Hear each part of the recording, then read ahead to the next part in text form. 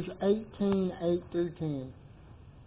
The Lord spoke to Aaron, I have certainly given charge of the offerings made to me, and allowed hallowed gifts of the children of Israel to you, and to your sons have I given them as your portion, as an inheritance forever. Now, each tribe inherited a piece of land, with the exception of the Levites. They inherited the service to the Lord.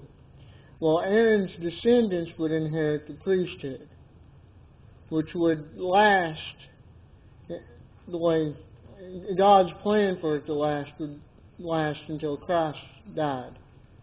The priesthood would continue after that, just simply because they kept doing it, not because it was God's plan for them to do it, because Christ came. There's no longer need for sacrifice, because He was the sacrifice. But ideally, the idea at that point would have been for them to show them who their sacrifice was, which is what we do today as priests. Well, Hebrews mentions how we're all called to the priesthood of God, and we're all called to tell people and show them to the sacrifice, which is Christ. We don't sacrifice for people or help them with sacrifices. We just point them to Christ, who was their sacrifice and is. So, the priesthood kind of was fulfilled when Christ came.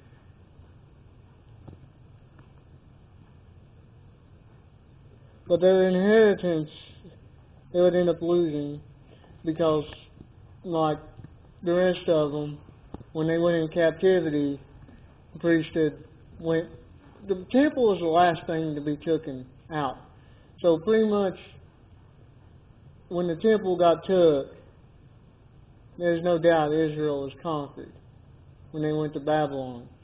So while they did not have land, they still got took from the temple, which kind of showed that even when it shows that the rebellion of God even affects those that are serving Him in some way. The fact is, if they would have had influence, well, one thing is, if the people weren't doing what they needed to do, the Levites wouldn't have ate. So for the Levites to eat meant that they were getting their tithes from the people, but the people still weren't. They were just giving their tithes because that's what they did. So the Levites were probably just, well, we're getting our food, we don't need to worry about it. But the relationship with God was never where it wanted to be. It should have been, otherwise the captivity would not have happened. This will, in verse 9, this will be yours of the most holy things reserved from the fire, all their offerings and all their grain offerings, and all the sin offerings and all the guilt offerings, which they render to me, will be most holy, you and your sons. Now, the priests were to receive the offerings, and put them on the altar, but the grain offerings just were taken. So all these offerings would have been split up among the Levites. The person who gives the offering gets a portion to take back to his family so they can receive. But a portion of it gets burned up, and the remains kind of gets divided between the priest and the one who brought it. That's kind of how they did it, is so the priests would have their own food, which the priests were also the priests were also to give offerings, but it was of what was already given, because the priests had sin as well. So sometimes this grain or whatever was given back,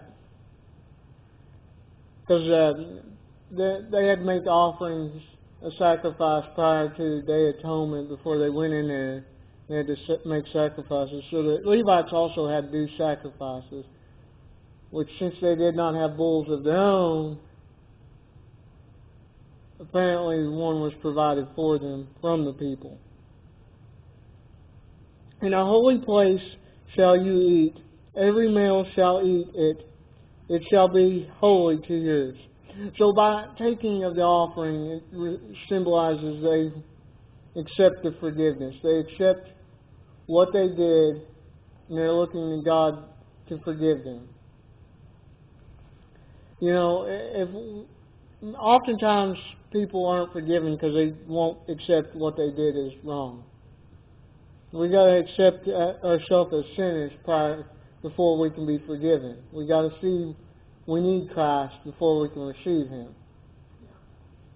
So later they gave offerings simply because they gave offerings, not because they saw anything wrong with what they did to where they needed to give them. And that's why they weren't in the right place. God wants us to give to Him ourselves because we know in Him we can find things better than what we have on our own. And that's